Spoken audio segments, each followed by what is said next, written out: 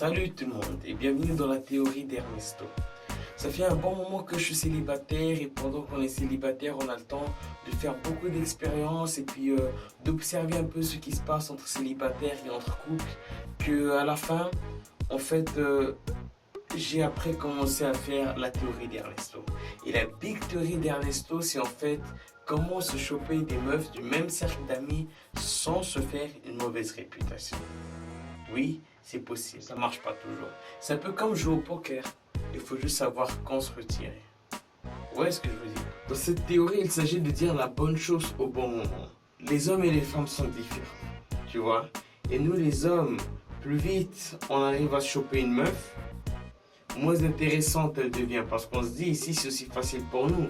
Alors, que serait du prochain gars qui est plus sexy et plus beau que moi. Et c'est pour ça qu'une femme, qu'on chope vite, est moins intéressante qu'une femme pour laquelle on doit se battre.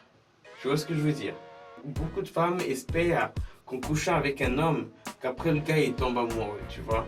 Mais c'est pas du tout ça. Quand tu commences à une histoire avec une meuf, tu vas voir que ça commence vraiment quand tu la chauffes pour la première fois, tu es seul avec elle et tout.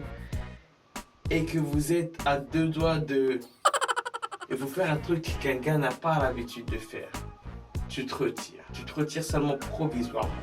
En lui disant ouais, écoute, en fait, je sais pas si c'est une bonne idée. En fait, je cherche pas de relation et puis je t'apprécie et puis j'ai pas envie de te blesser. Tu vois ce que je veux dire? Je cherche vraiment pas de relation. Ah non, mais c'est pas grave, t'inquiète pas. Moi aussi, je cherche pas de relation. Le gars, il sait que c'est pas vrai. Bon, lui, il l'a dit et elle l'a dit. À la fin, quand elle a réussi à choper la meuf, elle est moins intéressante. Donc, automatiquement, il écrit moins et il appelle moins. Mais la femme, elle sera vexée. Au lieu de se dire oh, mais putain, j'ai trop été conne. Elle va aller vers sa copine et elle va lui dire ah, Ernest, c'est trop un salaud. Et ben ouais, le gars, en fait, il voulait que me sauter, tu vois, parce que maintenant, il m'écrit même plus et il m'appelle même plus. Sa copine, par curiosité, elle va lui demander, mais il t'a pas dit qu'il voulait pas plus? Oui, mais... Et là, sa copine, elle va se dire, ben, c'est ta faute. Mais il y a trois trucs qu'elle n'a pas oublié. Premièrement, c'est un beau gosse. Deuxièmement, il est honnête. Et troisièmement, il est bien au pied. Que veut une femme célibataire de plus? Donc sa copine, à un moment ou l'autre, elle va chercher un gars qui a tous ces trois choses, tu vois, tous ces trois qualités. Elle va revenir sur le gars qu'elle sait qu'il a toutes ces qualités. Ernesto, il remarque que le moment est venu. Quand sa copine, elle écrit à Ernesto sur Facebook alors qu'avant elle n'écrivait jamais. Ou bien quand après elle le salue. Elle ne le salue plus comme avant avec 2, 4, 3 bises. Et non plus pas de loin, tu vois, genre hey, salut, ça va? Quand elle va le voir la prochaine fois et qu'elle fait hey Ernesto, ça va? Et qu'elle lui donne un grand câlin, c'est là qu'Ernesto va savoir je peux l'attaquer. Il faut d'abord savoir aussi que les femmes sont des faux culs. Ok, nous les hommes aussi, mais nous on n'est pas corrects avec les femmes. Mais les femmes ne sont pas correctes avec les hommes et avec les femmes. Moi, personnellement, je trouve ça pire. C'est beau, non?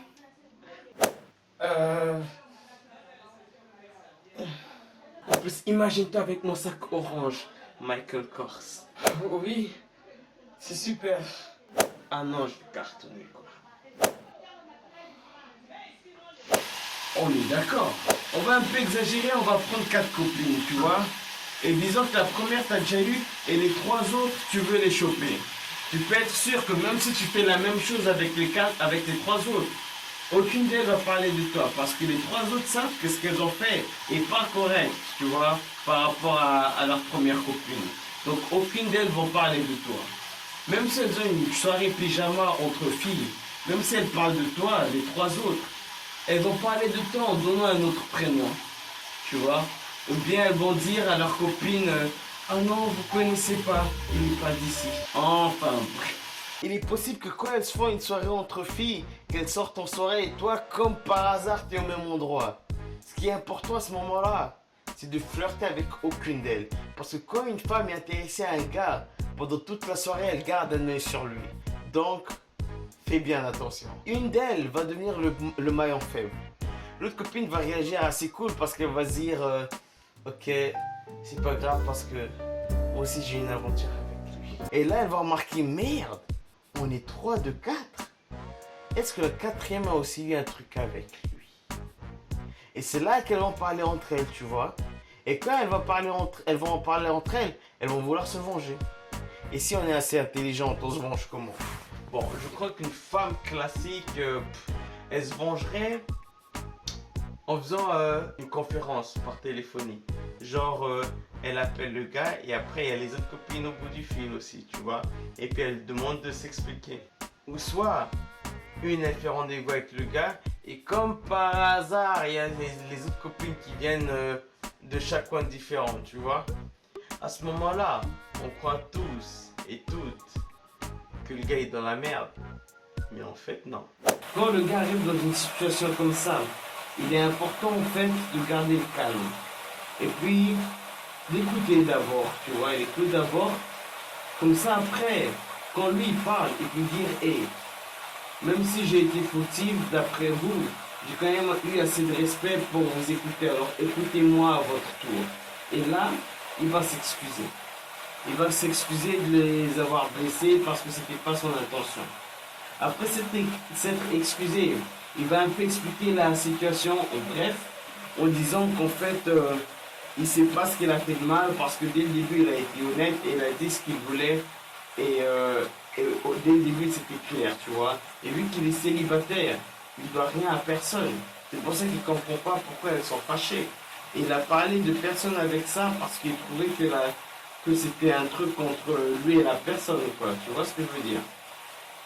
Et après, il tourne le jeu en disant, mais quel genre de copine vous êtes? Parce que moi, franchement, si ce serait mon meilleur pote, je ne ferais jamais un coup pareil. Et c'est là qu'après, elles vont dire, oh putain, il a raison. Et c'est comme ça qu'il va garder sa bonne réputation. Naturellement, il y a le bonus. Le bonus, c'est celle qui connaît les autres meufs, mais qui ne traîne pas forcément avec. Elle est intéressée à Ernesto et puis elle veut demander aux autres meufs ce qu'elles pensent de lui, comment Ernesto est. Et puis, que veulent dire les autres femmes? Ouais, je suis trop une salope parce que j'ai couché avec lui alors que ma copine avait déjà eu une affaire avec lui. Non. Elle va juste dire, ouais, il est cool, Ernesto, il est sympa. Bon, sauf si c'est vraiment une salope. Là, elle va dire, ouais, Ernesto, c'est trop un salaud, il a couché avec elle alors qu'il savait qu'elle était forte avec l'autre.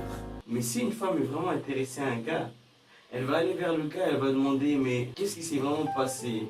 Parce que j'entends des trucs. Est-ce que c'est vrai ce qu'elle raconte? T'es honnête? Tu lui dis toute la vérité. Et elle va se dire, ah, c'est pour ça qu'elle est fâchée. Mais elle était honnête avec elle. Quelle meuf ne veut pas d'un gars honnête?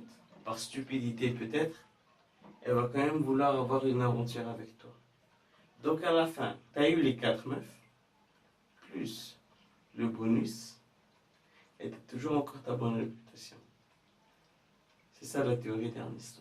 Mais faites gaffe, c'est comme au poker, on ne peut pas toujours gagner. Il faut juste savoir quand arrêter. Si vous avez des questions, n'hésitez pas sur Instagram, sur Facebook ou sur YouTube. Vous pouvez m'écrire. À bientôt.